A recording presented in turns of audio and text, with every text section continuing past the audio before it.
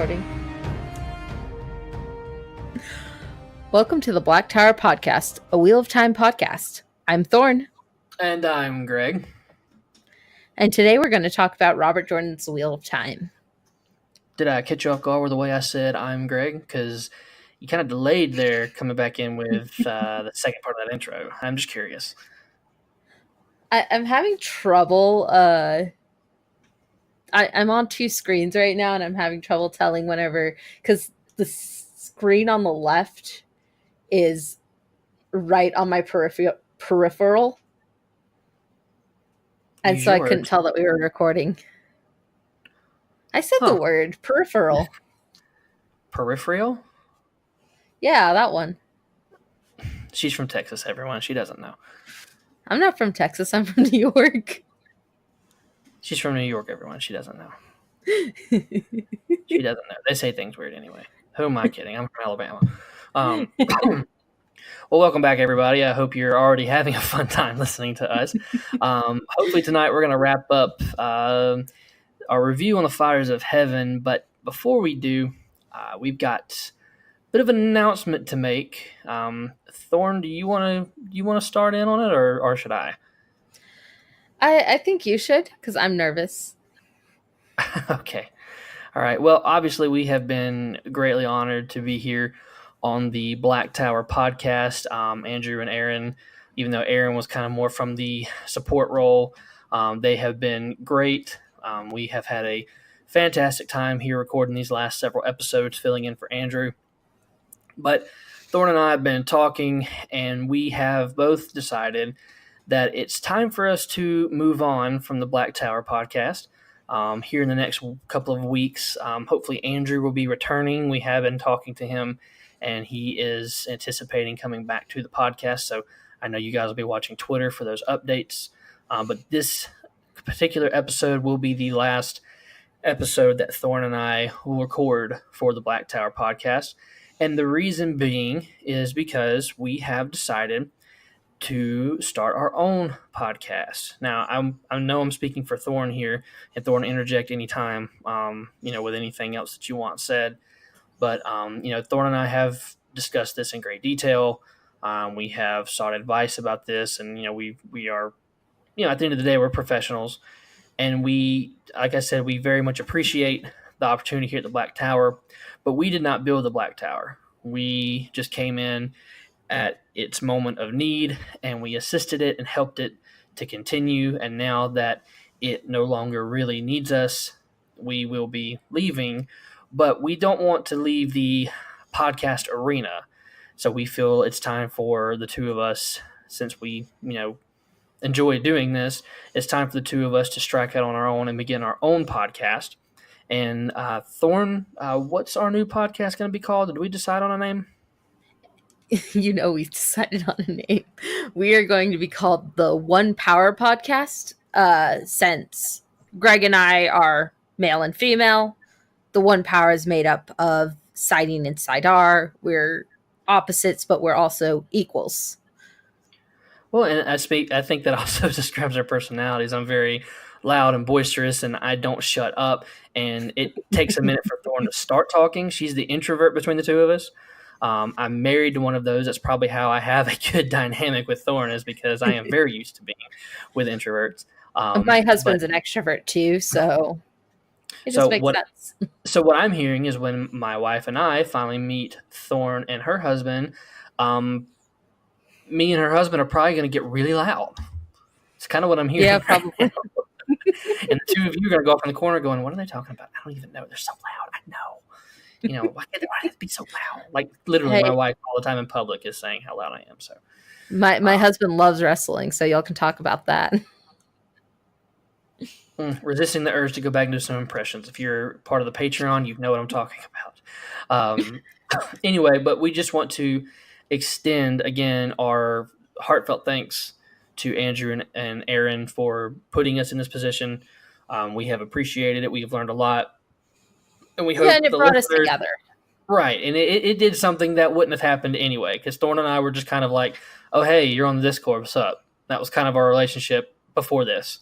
Now we've realized that we believe we have a certain dynamic that can carry on to another show, which we would love to stay on the Black Tower, but we just, we got to talking about it. And like I said, we did not build the Black Tower. If it was wrong for us to just stay on the Black Tower when we need to be our own thing. And I think anyone out there who has a podcast or even listens to podcasts, which if you're listening to podcasts, I'm assuming you're in the second category, you would understand that, it's nothing against anyone or anything.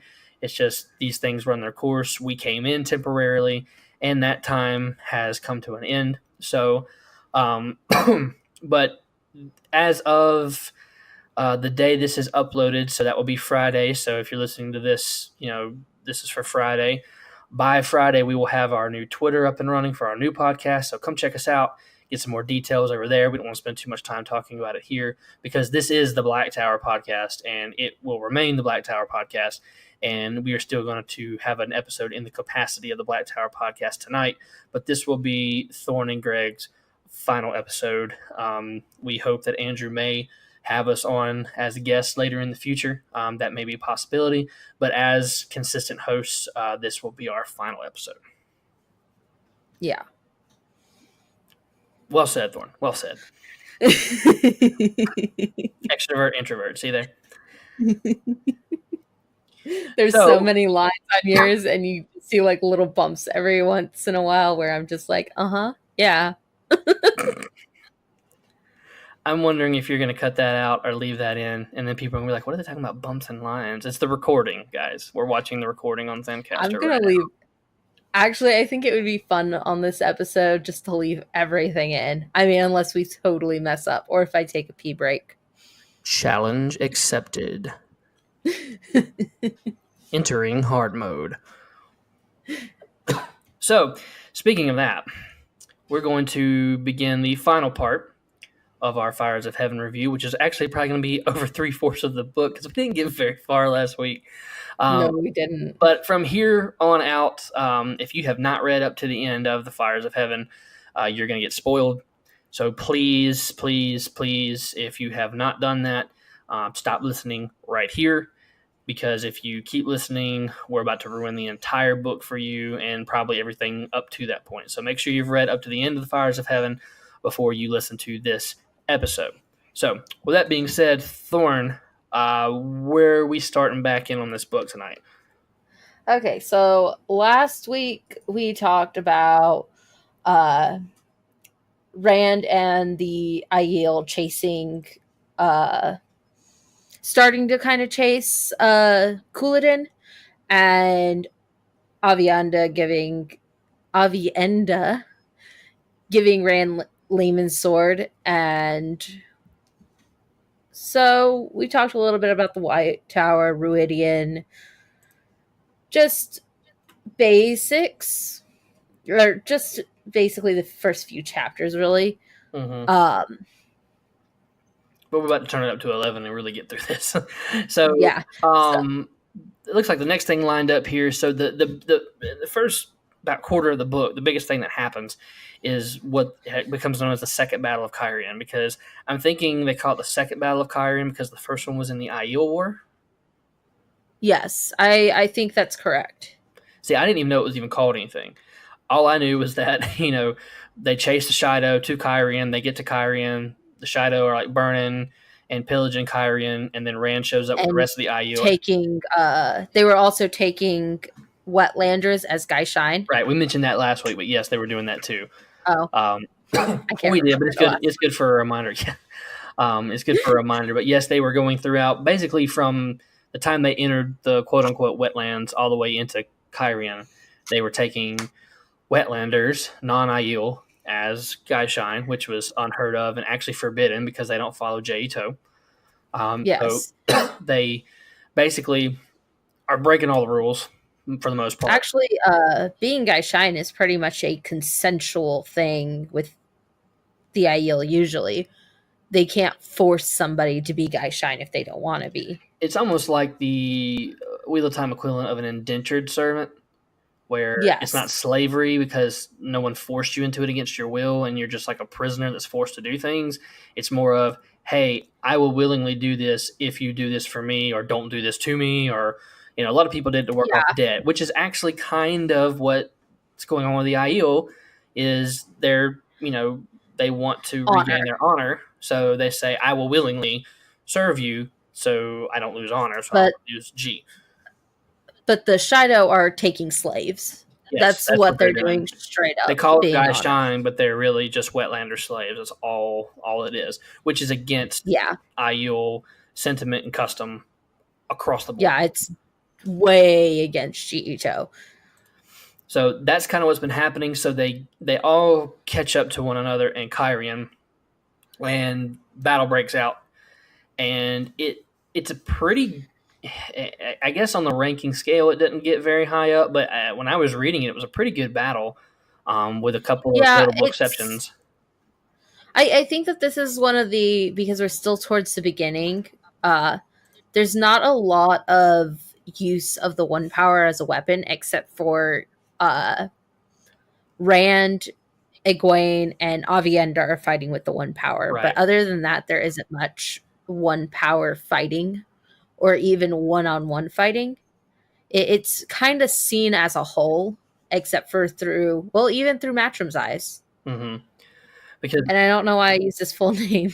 I was about to say, is like, when do you call him Match? I mean, that's fine. That's his name, but okay. But the the thing about it is, though, and Thorne had actually mentioned this in our pre-show conversation. She said, "Man, Couladin, Couladin gets a raw deal here, because Yeah, he does. Couladin gets got, but he doesn't get got by Rand. He gets got by Matt. Number one, he didn't even, And then number two, dude doesn't even get his own death scene. Like, Jordan was just like, I hate this guy. He's not even gonna get like his own like highlighted death. Matt's just gonna walk up and be like, "Yo, I killed that dude. What's up?" yeah, we just find out later whenever all the Aiel are like, yeah, that guy's cool. He killed Couladin all by himself. And he's like, it wasn't that big of a deal. He's like, I just ended up across the battlefield from him and it was him or me. Matt doesn't even think of it as a big deal. He just thinks of Couladin as just another combatant on the field, not even as the leader. Right. And that's interesting to me because, so many times in fiction, whether it be TV shows, books, or whatever, it's this big thing of, that guy's leading this army, this guy's leading that army. They both meet on the battlefield, big scene, close up, super big fight, and then one dies or whatever. For Matt, it was just like, dude, I didn't even think about it. I just walked up to him, fought him, and killed him. It's war. What's up? And Rand's like, you killed Couladin. He's like, yeah, did I stutter? Yeah, I killed Couladin, dude. Like, what's up? Like, that's his blood on the end of my spear. Don't at me. I mean, that's essentially how the conversation went. Matt totally would say, don't at me. Oh, God, that's something. There's a novel idea. The Wheel of Time characters actually existing in this world as like us, not like on Twitter where it's like, what is this strange thing called Twitter and all this other stuff, like actually like being proficient in the ways of this world, but like our current time, but actually using the lingo and knowing the technology. Oh, that's actually a super scary thought. Can you imagine Matt on Twitter? No, guys, imagine Matt Coffin on Snapchat. It would just be shitposting central. No, you know what it'd be? It would be that on Twitter. But on Snapchat, it would be him bar hopping every weekend, different girl in his lap every night, like, because that's Matt dicing. Like, people's like, what's dicing? In the casinos. Oh man, casinos. Matt would never leave. I live an hour away from Biloxi, and I know Matt would love it there. I have no idea what Biloxi is. I've also never gambled. I've done it before. It's not that big a deal. However, that's Matt's stick. But Biloxi is a city in Mississippi that has casinos. And I live in South Alabama. So if anybody wants to really go gamble, they have to drive to Biloxi. But it's like, there's several there. So that's what I was saying. If Matt was over here, he would probably stay over there. He'd want to live over there. Because it's actually a pretty town. But in any case, Matt pretty much just destroys Couladin. We don't even get to see how he does it. You know, I kind of hope that they do it the same way in the TV show. I hope that Couladin just gets killed off screen and later everybody's just talking about how Matt annihilated Couladin. yeah, I hope that the actor that get to play Couladin is under no delusions that he's going to have an epic death scene, because he didn't get it in the books. He didn't even get a scene in the books. He didn't get mentioned in the books until, oh, Couladin's out there. Next thing you know, oh, Couladin's dead. What? But I'll be honest with you, I don't feel bad about that guy. Like, I was sick of that guy by this point in the series. Like, and he had just been in for, all of most of last book and a little bit of Fires of Heaven, and I was sick of him. I didn't like Couladin. Like, he was annoying to me. He was a very He was annoying. annoying villain. Well, and the thing is, like, he wasn't even really much of a. I don't guess you could really call him a villain in terms of Wheel of Time, other than that he opposed Rand's agenda. But even still, an antagonist would probably be better. Better word. Yeah, at best. But that was just he was like a buzzing fly. Oh God, yes. Well, they didn't even. He's the annoying kid, and oh man, I just made. Have you seen the Couladin profile on Twitter? Yes. And he's got that guy that's like screaming. Yes, it's hilarious. It is perfect. Oh, it's perfection. It's and he calls, instead of calling it Jet Ito, he calls it Chet Ito, and it spells Cheeto. Yes. Oh man, my Rand account and his account have gotten into it before, and even like the Morden account and a couple of the Forsaken and like the Loose Theron's accounts were all like, we were all on the same side. Like, dude, you suck.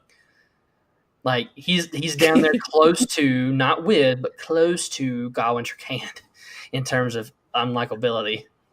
I think that I think that I don't hate him so much because he dies very quickly. And off screen. Ish. And off screen. And once he dies, you don't have to really think about him anymore. You really don't. If we're like you really don't. You're like, Couladin? Who is that guy? That guy. He was annoying. No, I don't miss him. Carry on. Yeah. But what's interesting to me though about Couladin is, he's almost like Thorne. Are you familiar with The Office? No. Okay, so for listeners who are familiar with The Office, he is like the Dwight Schrute of the Aiel. Like, oh, that's the annoying guy who's glasses. Always being like pranked. Yeah, by Jim. And that's who Couladin is, because nobody takes him seriously, and he has to like fake being the Karn in order to be taken seriously. They didn't want him as chief. They didn't want him as anything. And then when everything happened, the only reason anyone followed Couladin is because they just didn't want to follow a Wetlander and Rand al'Thor. That was literally it was like the last election. You voted for one person because you hated the other person just a little bit more. Like, that's literally why they followed him. I did not vote because I was like, well, it's going to be a shit show either way. And that's enough on politics. So it was just an example. I'm not trying to get into all that. But anyway. Okay, so let's get back to Wheel of Time politics. So at this point, it comes to Matt's attention that Queen Morgase Tricand had been killed at the hands of the Forsaken Ravine. Right. Matt tells Rand, of course, and Rand's like, I'm going to kill this asshole. Well, and of course, it's dramatic irony because as everyone from the beginning of the book and last week's episode knows, that Morgase actually fled Andor, but it is believed that she is dead because that's what Ravine, a.k.a. Lord Gabriel, a.k.a. Lord Gerbil, is telling everyone, is that she's passed or whatever. But basically, that's what gets back to them, so it's a bit ironic. This battle has kind of an intense scene because lightning comes. So Rand goes to invade. Oh no, wait, that happens later. Because as he's getting ready to invade Caemlyn with an Aiel strike force, he is attacked by Lanfear, who is absolutely livid because Rand and Avienda banged. Yeah, and we totally didn't even talk about that. And I'm trying to remember, did that happen toward the end of Shadow Rising, or did that happen in this book? I can't remember. I believe it happened in this book. Let me Because see. our notes don't even mention it. The whole fact that he opens a So gateway to yeah, what happened Sean's. was, yeah, they had. Okay, so Couladin already had Kyrian under siege, and Rand accidentally catches Avienda naked after taking a bath, and uh, she runs away and somehow discovers traveling, although she doesn't know what she Oh, did. And Rand, I was the agreeing with what? you. Yeah, I was remembering. Okay, yeah. And so Rand chases her and holds her gateway open, or tries to hold her gateway open using the I'll one hold you. power. And he catches up to her and finds her totally unconscious because it's ice freaking cold. She's bare ass naked and she's used to the heat of the Aiel waste. And so he takes off his clothes and basically this is very smart of him, because whenever you are in a situation like this in the ice cold, you should remove your clothing and get close to the other person, because it's the best way to share body heat in this situation. So that's the probably only reason that they both stayed alive. And when she wakes up, she admits that she's in love with Rand. She's embarrassed by it, of course, because she feels like he belongs to Elaine, but they end up consummating their relationship. Insert sexy music here. Yeah, and whenever they wake up in the morning, they come across a Shan-Chan patrol, and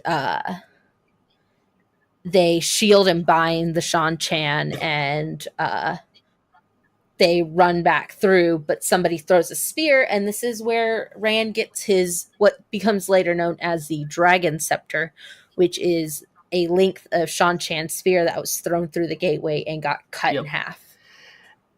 So having said all that, wearing Kyrian So, and Rand has and I think he's taken the city at this point, hasn't he? When Lanfear shows up. yes, he has already taken the city, and uh because Avienda and Rand banging happened before they took Kyrian. So they're going down to the docks at Camelin, and Lanfear comes showing up, blaze of rage and fire, saying, "Who's Avienda?" and is trying to kill Rand. And the thing was, she was in a wagon with I Yes. forget his name, but he was in the waste with them. And he was a dark friend. She was the peddler. She was with Osmodian and I forgot the dark friend's name. He wasn't that important. Either way, she skins the dude, and then she Oh, I didn't know that yeah. part. Do you Or I remember the don't remember comic that that goes part. around where she's standing there holding the dude's body and she's like, "Which one of you is Avienda?" That's going around. That goes around the internet a lot of times. That's because she like basically skinned him or turned him inside out or something, and then she blows the wagon up and she's standing there holding his body and then lets it drop and she's like, "Which one of you is Avienda?" And I just remember when I read that I was like, "Oh God, oh no, obsessed Yeah. crazy lady is And being obsessed and crazy. Oh God." he and part of so she tries to attack Avienda and Egwene. I don't think she knew which was which. Um and Rand saves them, but he tells her that he'll never love her. And then she's crazy lady mode and decides to try to kill him. And of course, Rand being Rand, he can't bring himself to kill Lanfear because she's a woman. And Rand's got this over chivalrous nonsense about him. I love Rand It to really death, is. It's nonsense. but freaking Lanfear skinned a man alive. Like I get kill like the that bitch. normal situation, quote unquote, whereby he would not do that to a woman, but she's a freaking Forsaken dude.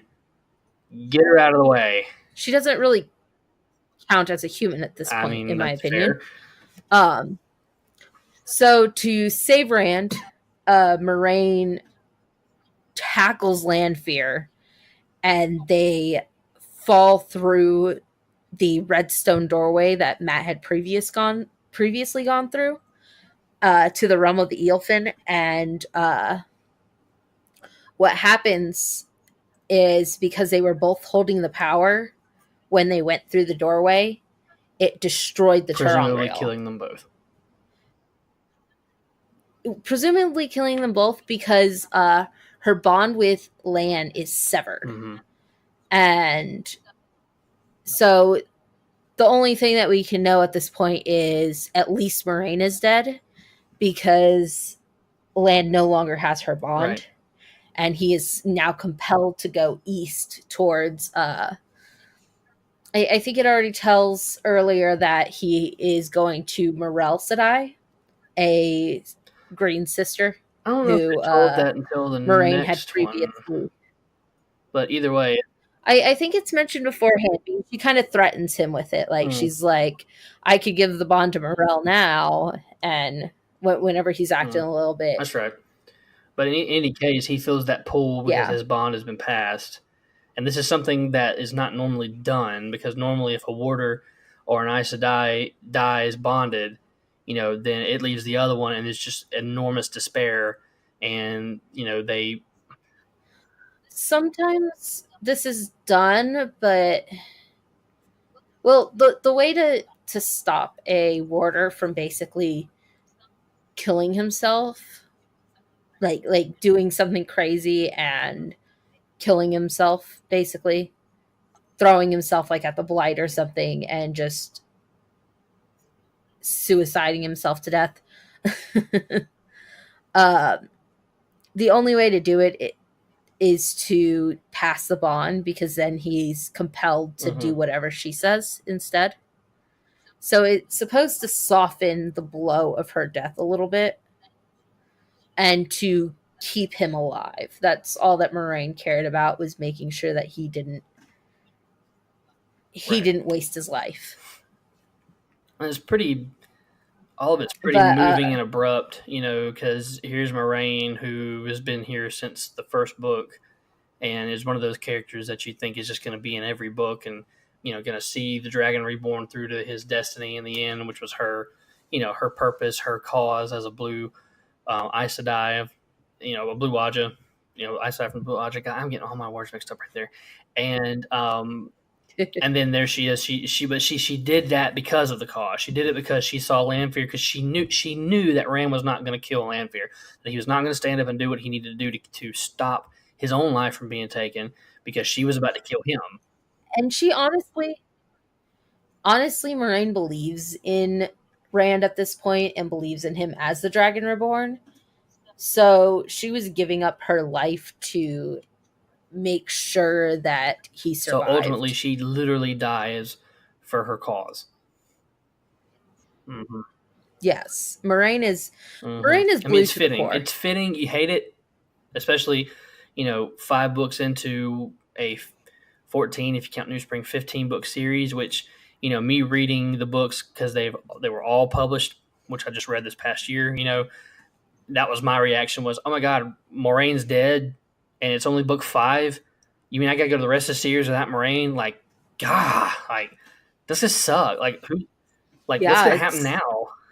Her death is pretty and it's sudden. It's very sudden, and it's not tragic in the way where she's like decapitated or dies in battle or has a speech or something like that and then is killed or anything. Well, she kind of died in battle. Well, it was kind of a pathetic battle, because she basically just tackled Lanfear. Like, she didn't. There was no epic battle. She tackled Lanfear into the doorway, and she knew what was going to happen, because she had gone through the ter'angreal and Meridian. But I guess the thing the point I was making, though, was that it was out of left field. Lanfear's about to bear down on Rand, and then you see this blue blur, and she tackles her, and they're through the gateway. Gateway explodes. It all happens in like 5 seconds, and everyone's like, it just shell shocked everyone, because everyone kind of like, everyone kind of looks and is like, wait a minute, was that Moraine? That was Moraine. Oh my god, that's Moraine. And then like Lan feels his bond severed, and then everyone's like, oh no, she's really gone. How is she gone? Like, and Rand actually has to deal with that the rest of this book, and he's kind of haunted by it. It traumatizes Yeah, him he's the kind of haunted entire by it. series. This is the book, I think, where Rand starts having his list of names.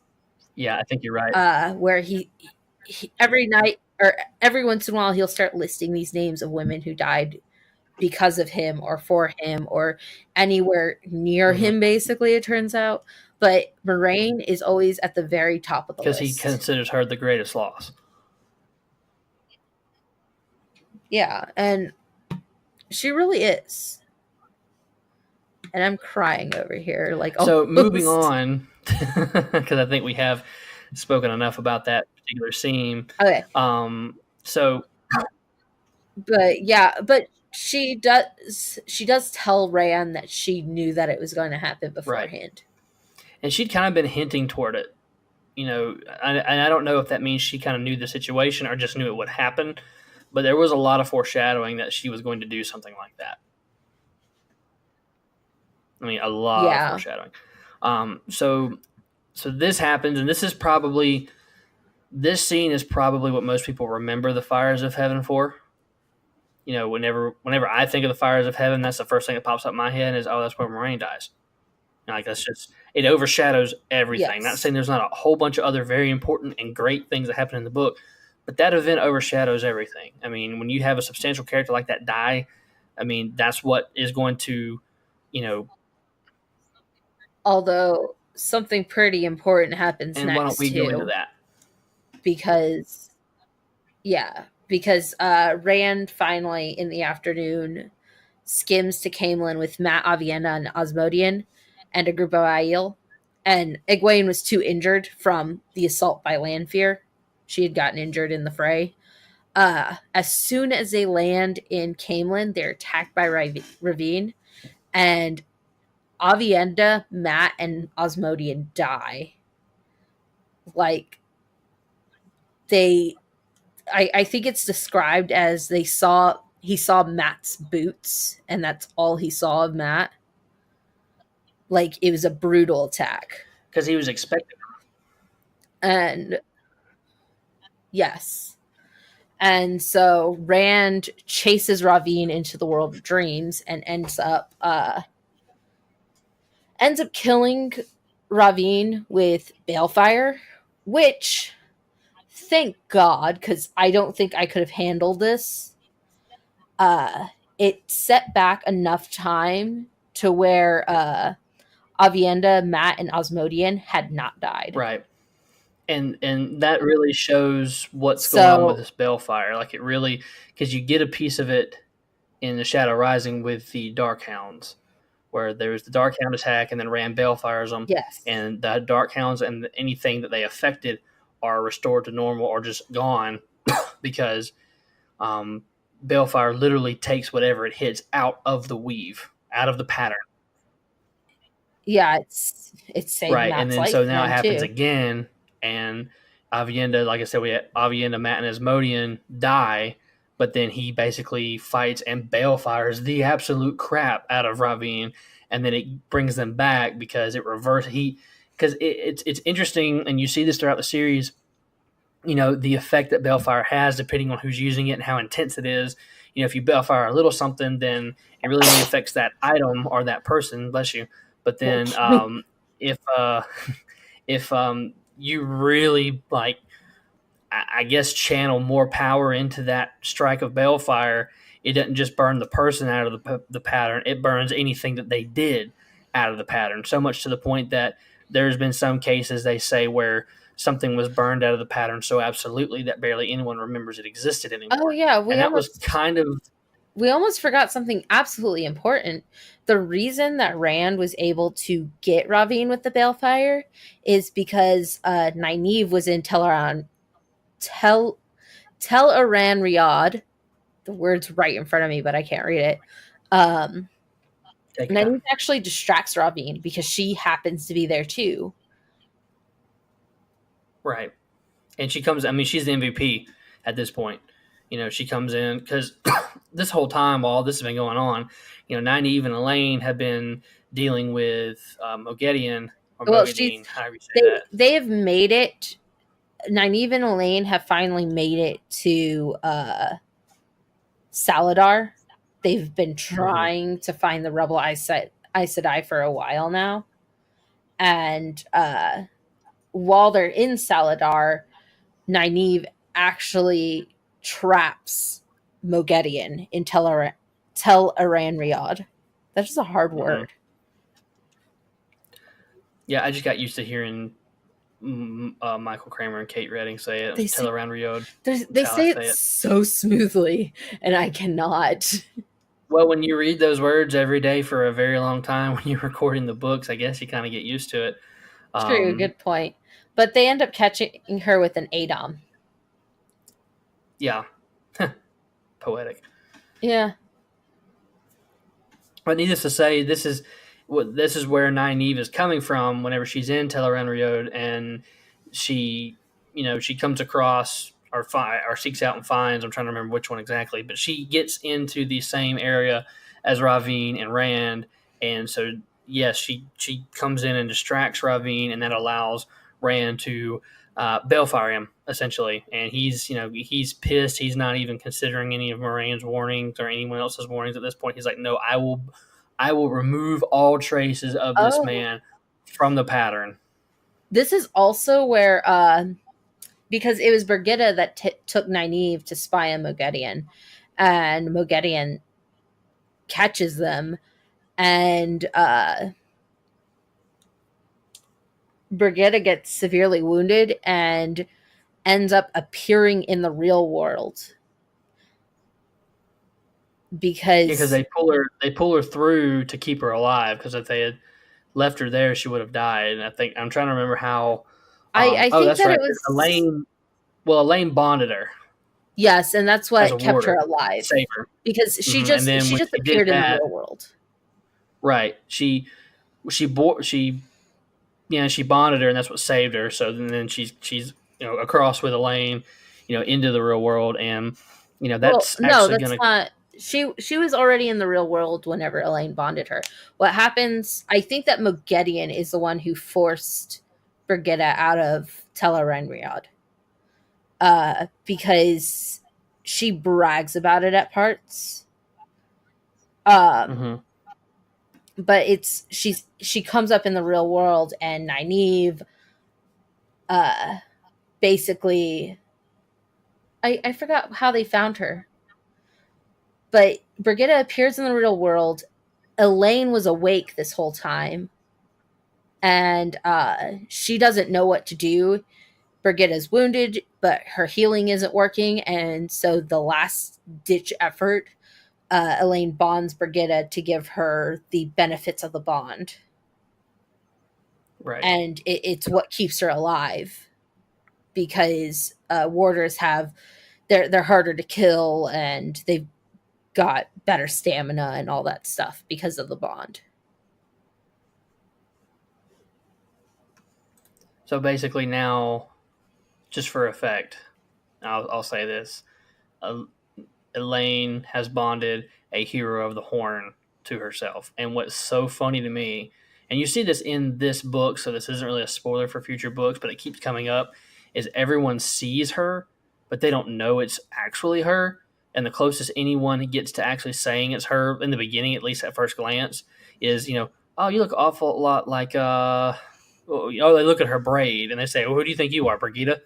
Yes, Like, just kind of poking fun, and they're like, oh, you're not and she Brigitte. You shoots even got a bow and arrows arrow. too. Like, yeah, it's like you get, what's this? You get, oh, silver arrows. What are you, Brigitte? And like, I mean, it's just, people just kind of mocking her, and she's like, she wants to be like, I kind of am Brigitte, But she can't. kind of. She has to keep it a secret, of Nope, she course. has to be secretive about it. And I think throughout the rest of the series, there's only a handful of people that really knew who she was.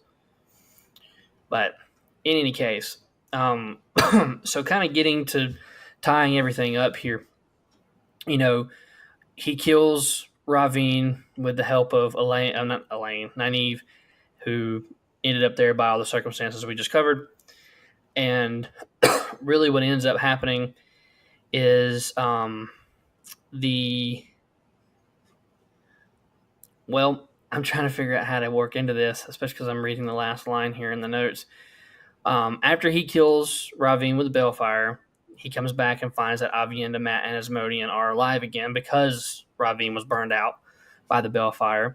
But a short while later, Asmodean is killed for good, and we get the Who famous killed question: Asmodean?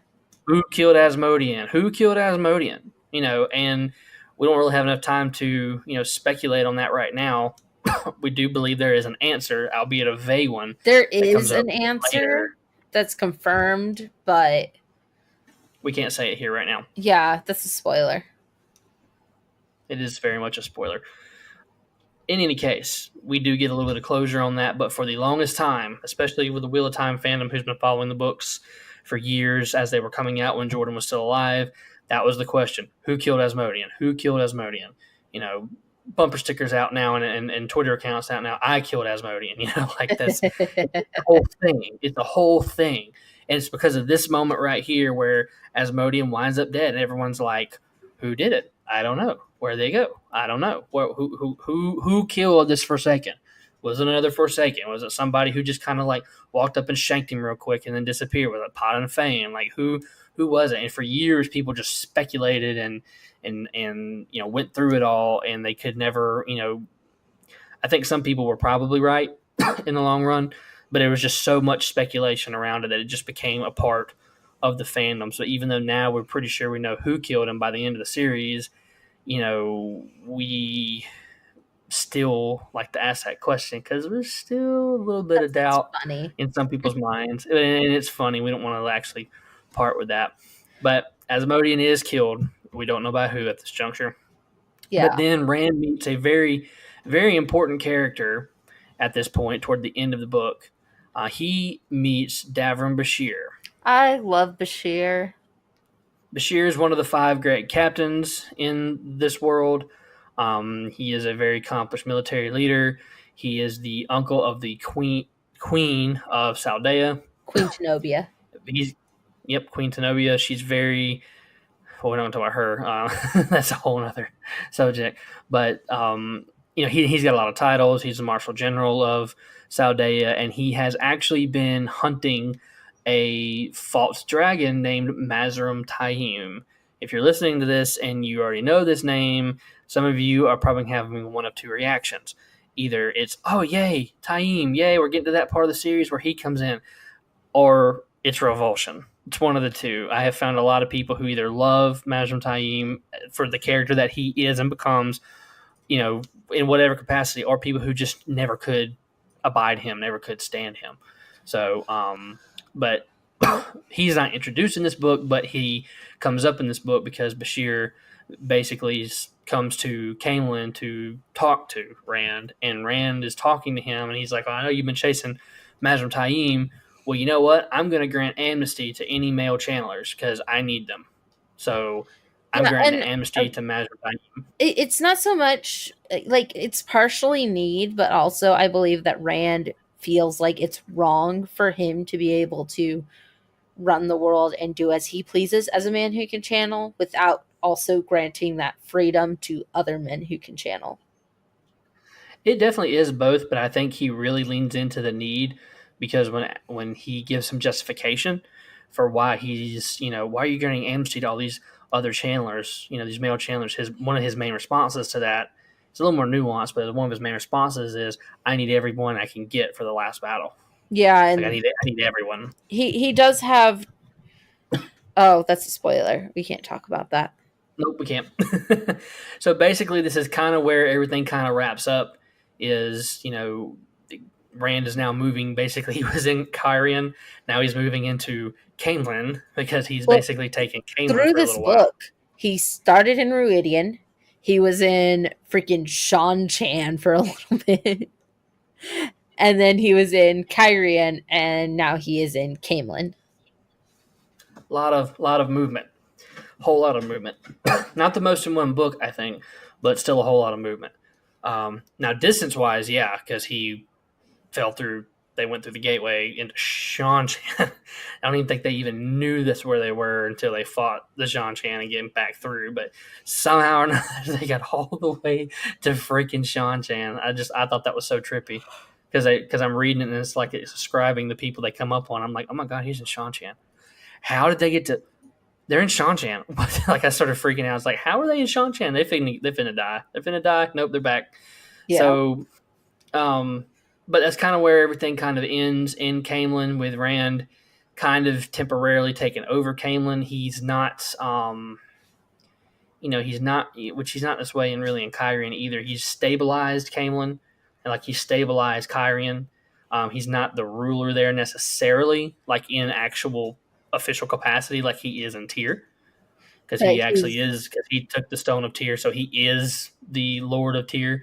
But he's basically running the show until he can establish order and put somebody, in charge. Which this isn't really. He kind of says this in the book in Fires of Heaven, so it's not necessarily a spoiler. But his goal is to put Elaine at least back on the Lion Throne of because Camelin. it belongs to her. Right. So that's his plan, is to make sure she receives that rightful place. Yeah, with Morgase supposedly dead, the throne is technically Elaine's. Mm-hmm. Well, at this point. Right. But that's a whole and that's kind story. of right. But that's kind of Rand's plan for Camelin, is to put her on the throne, or to make sure she gets the throne, I should say.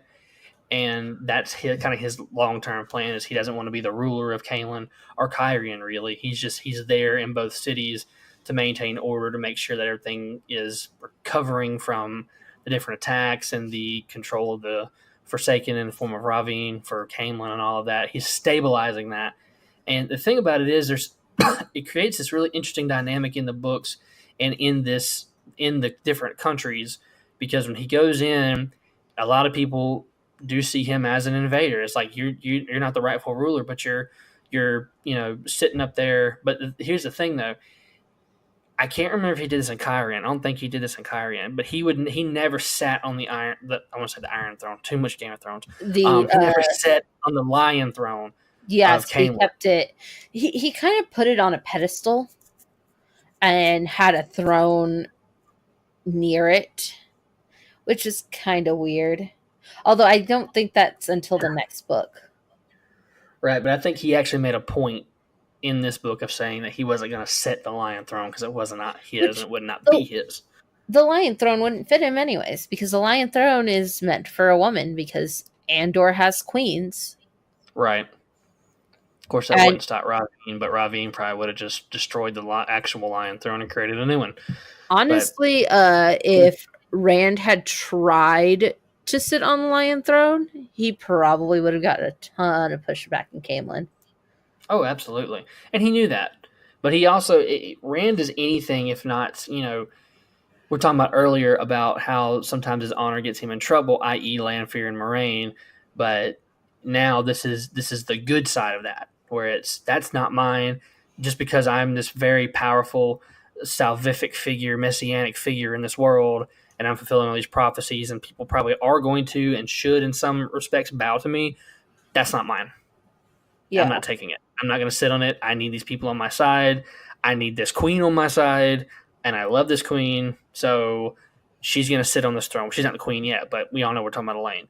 So I'm not going to sit on this throne. I'm going to leave it alone, and the next person to sit on this throne should and will be Elaine. So yeah, and that's kind of where everything kind of ends in this book. And we've covered, I guess, a lot of the high points here of Fires of Heaven. I know we probably skipped over a few things, but the biggest, most important things I know we have touched on. So we're just kind of winding our final episode down here. So before we sign off, again, I just want to reiterate that I've really enjoyed my time here on this podcast. You guys will still be able to hear us over on our new one over at One Power Podcast. Like I said, be watching for that Twitter to come out. By the time this is posted, it should be up. But if you still like listening to Thorne and myself, then we're still going to have our voices out there, just in a different platform, a slightly different format. But we would love to hear you guys, feedback both on the Black Tower Podcast Twitter and on our upcoming, and as of this podcast, like I said, debuting Twitter. We'd love to hear your feedback. We'd love to hear from you guys. I encourage you guys to keep supporting the Black Tower. Those of you that are listening, definitely support it. Keep listening. Just because we're coming off doesn't mean it's time to stop listening. In fact, you're getting one of the original guys back. So definitely come back and listen to the Black Tower. I will still be listening to it, and we fully support Andrew. And if he ever comes back, Aaron, which I doubt he will, but Andrew and whoever takes up that co-host mantle with Andrew, we support them. They're this is great work that they've done and they've built, and we wouldn't be here tonight recording, and we wouldn't be launching our own podcast if it wasn't for that. So we owe a debt of gratitude to the Black Tower Podcast. And Thorne, do you have any parting words for the podcast? I think you've just about said it. You know me, I'm a few words. Well, there you go. So, so anyway, guys, we have had a blast here. Oh, we should mention, sorry about the Q&A that we've canceled. Yes, and I was actually working my way into that. So we had put up it's fine. We had put up a tweet asking you guys for questions to submit to, so we could, questions we can answer on a special episode where that's what we did. We answered questions. We only got a few. We didn't get very many.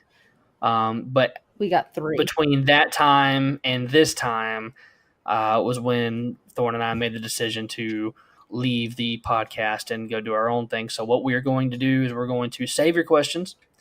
You are not unheard. We're going to save your questions, and we are going to answer them in due time on our podcast. So we're going to take those with us, and we are going to answer them. Did we want to give a shout out to these people? Absolutely. And who was it that we had asked the questions? Okay. Chell Vannon, who is at Van and Chell, asked us a question. Right. I'm 6'1". At Ethan Man 30 asked us a question. And El Poco Loco Sobre Todo, which is at Poco Sobre, also asked us questions. And they're all very good questions. I am kind of excited to get into them. But it's not nearly enough material to cover an entire podcast. So trust us when we say we will take these with us to our new podcast, our new project, and we will answer those. You will not be. Yep, she's got them. She's got them saved, and we are going to answer those questions for you. So we hope that you enjoyed this episode, and I hope you will come over and listen to us as well as this podcast, Black Tower, and all other Wheel of Time podcasts. Truly, I'm just being honest with you, my podcast catchers are filled with almost nothing but Wheel of Time podcasts at this point. There's so many coming out, but they're all great. They're all so good. So many good perspectives on such a fantastic series that means so much to us. And we're just humbled that we were able to add our voice to the mix. And hopefully we'll be able to continue to do that on our new project. So please be watching and listening out for that. And, of course, please continue your continued support. Said that continue too many times. Please continue your support for the Black Tower podcast. I know it will still mean a lot to Thorne and I, and it will mean the world to Andrew and Aaron if you continue to support the podcast. So please do so. You can follow this podcast at Tower Podcast. Find them on Patreon. Join the Discord. Make sure you hit up all the social media outlets. And I think if that's everything we've got covered, Thorne, then here it is. This is Greg. And this is Thorne. And we're signing off. Bye.